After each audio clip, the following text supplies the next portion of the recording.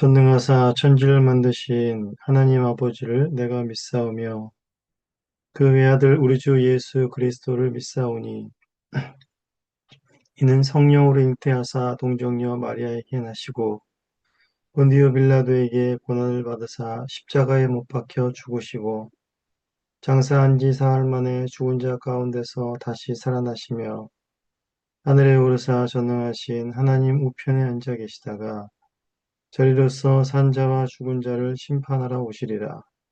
성령을 믿사오며 거룩한 공예와 성도가 서로 교통하는 것과 죄를 사하여 주시는 것과 몸이 다시 사는 것과 영원히 사는 것을 믿사옵나이다. 아멘. 네, 찬송가 210장, 찬송가 210장, 통일 찬송가는 245장입니다. 찬송가 210장, 희원성과 같은 교회 1절과 3절을 찬송하시겠습니다. 찬송가 210장 1절과 3절을 찬송하시겠습니다. 찬송하겠습니다.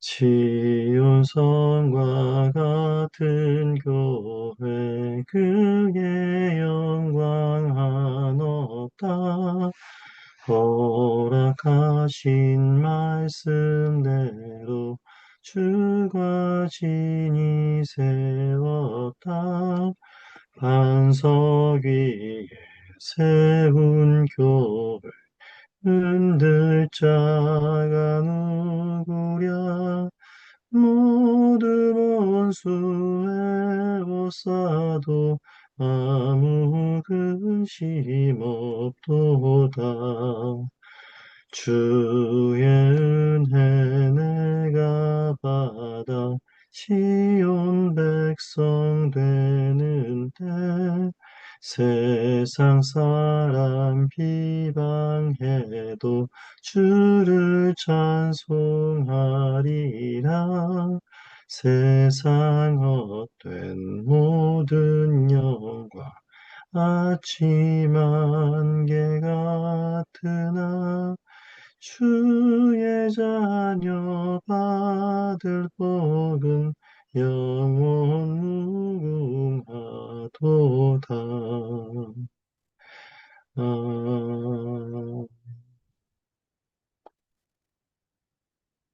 이제 기도하고 말씀을 보시겠습니다. 하나님 아버지 감사합니다. 오늘도 이 아침에 저희들의 육신의 눈과 영혼을 뜨게 하시며 이 아침에 뜰 때 우리 영혼이 주님을 바라보며 만족해 하여 주시옵소서. 계속해서 역대상의 말씀을 묵상합니다. 이 말씀을 깨달을 만한 심령을 저희들에게 허락하여 주시옵고 이 말씀이 깨달아지고 또 이 말씀에 순종케 하시며 말씀을 따라 주께서 뜻하신 길을 온전히 걸어갈 수 있는 은혜를 베풀어 주시옵소서. 감사합니다. 예수님의 이름으로 기도합니다. 아멘. 네, 이 시간에 우리 역대상 9장 1절에서 34절의 본문을 살펴보겠습니다. 역대상 9장 1절에서 34절의 말씀입니다. 말씀을 봉독하겠습니다. 온 이스라엘이 그 계보대로 계수되어 그들은 이스라엘 왕조실록에 기록되니라. 유다가 범죄함으로 말미암아 바벨론으로 사로잡혀 왔더니 그들의 땅 안에 있는 성읍에 처음으로 거주한 이스라엘 사람들은 제사장들과 레위 사람들과 느디님 사람들이라.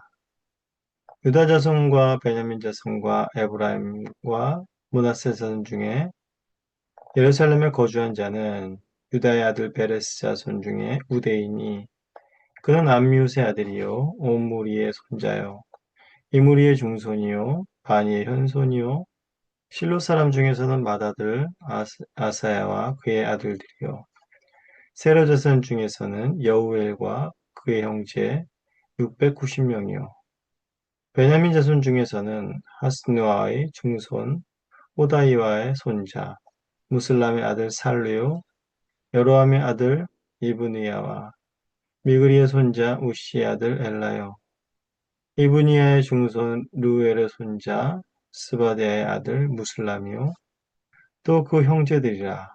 그들의 계보대로 계수하면 956명이니 다 종족 가문의 우두머리들이더라.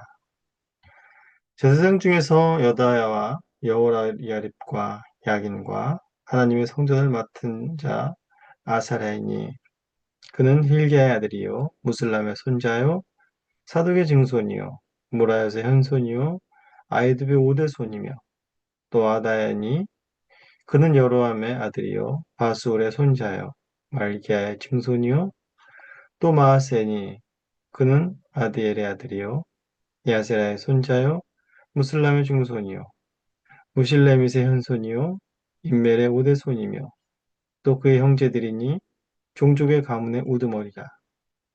하나님의 성전의 임무를 수행할 힘 있는 자는 모두 1760명이었더라.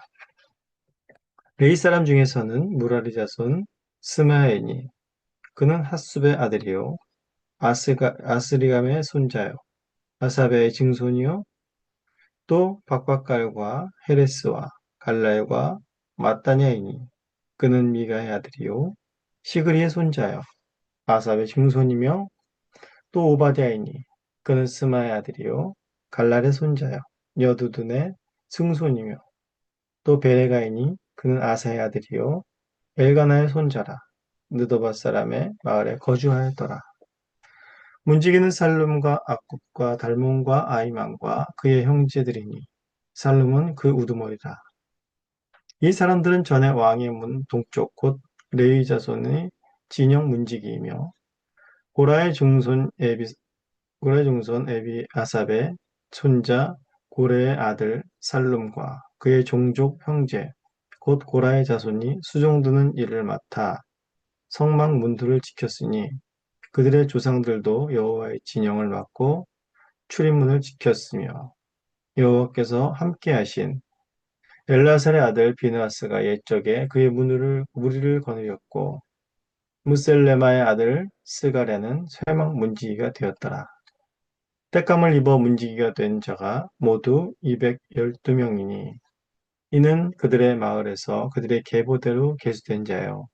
다윗과 선견자 사무엘이 전에 세워서 이 직분을 맡긴 자라. 그들과 그들의 자손이 그 순찰을 쫓아 여호와의 성전 곧 성막문을 지켰는데 이 문지기가 동서남북 사방에 섰고 그들의 마을에 있는 형제들은 이레마다 와서 그들과 함께 있으니 이는 문지기 우두머리 된 레위 사람 넷이 중요한 직분을 맡아 하나님의 성전 모든 방과 곳간을 지켰습니다. 그들은 하나님의 성전을 맡은 직분이 있으므로 성전 주위에서 밤을 지내며 아침마다 문을 여는 책임이 그들에게 있었더라.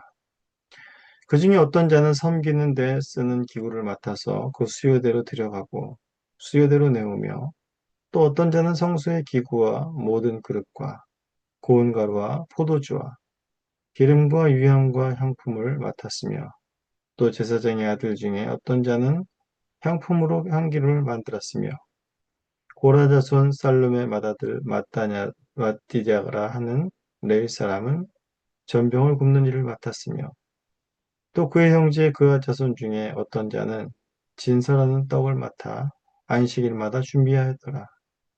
또 찬송하는 자가 있으니 곧 레위 우두머리라. 그들은 골방에 거주하면서 주야로 자기 직분에 전념하므로 다른 일은 하지 아니하였더라. 그들은 다 레위 가문의 우두머리이며 그들의 족보의 우두머리로서 예루살렘에 거주하였더라. 하나님의 말씀입니다. 하나님께 감사합니다. 네, 이제 1장부터 시작된 이 족보가 이제 오늘 본문 9장에서 이제 마무리가 됩니다. 그리고 이제 이 족보가 끝나고 이제 10장부터는 내러티브가 이제 시작이 됩니다. 즉 이스라엘의 왕정사 이야기가 시작되기 바로 전에 이제 9장에 이 족보를 마무리하는 이야기가 있는 것이죠. 그러니까 이 9장은 이제 족보와 이스라엘의 왕정사 이야기에 그 다리 역할을 해주면서 이 안에서 이제 중요한 메시지를 이제 주고 있습니다. 구장의 내용을 간략히 보게 되면 1절부터 9절에서는 이제 예루살렘에 거주하는 유다, 베냐민, 에브라임, 므낫세 지파 그 자손의 명단을 말해주고 그리고 10절부터 16절까지에서는 이제 예루살렘에 정착한 제사장과 레위인들의 명단 그리고 17절부터 마지막 34절은 예루살렘에 정착한 또 레위인들의 그 문지기와 또 그 다른 역할들을 중점적으로 이제 소개를 해주고 있습니다. 먼저 우리가 1절을 보시면 유다가 범죄함으로 인해서 바벨론에 사로잡혀 왔으나 이제 다시 정착하게 되었다라는 말을 이제 시작하고 있습니다. 이 말은 단순한 역사를 기록한 것이 아니라 바로 제된 유다 백성들을 회복시키고자 하시는 하나님의 역사가 시작되었다라는 것을 말해주고 있는 것입니다. 즉 4장부터 이제 유다 지파부터 시작해서 이스라엘 지파들을 길게 나열하고 이제 이스라엘의 왕조 실록에 이들이 모두 기록되었다라고 1절에서 말하고 있는데 이것은 단순한 역사 기록이 아니라 이들 모두가 이제 이스라엘을 하나님께서 회복시키실 이들은 모두 하나님의 백성이다라는 것을 이렇게 선언하고 있는 말인 거죠. 이 족보를 통해서 모든 이스라엘이 범죄하였으나 하나님께서는 그 모든 이스라엘을 버리지 아니하셨다라는 것을 말해주고 있습니다. 이것으로 뭐 하나님께서 그 백성들을 얼마나 사랑하시며 하나님께서 다윗에게 약속하신 그 약속에 대해서 얼마나 신실하신지를 벌써 9장 1절에서 보여주고 있는 것입니다.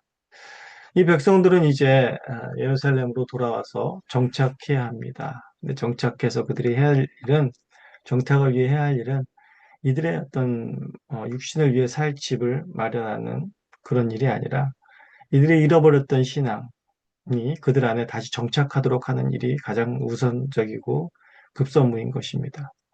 바로 9장 전체는 바로 여기에 포커스를 두고 있는 것입니다. 3절부터 9절은 이제 유다 자손과 베냐민 자손 그리고 에브라임 자손과 므낫세 자손 중에서 예루살렘에 거주하여 정착한 자들의 명단을 소개합니다.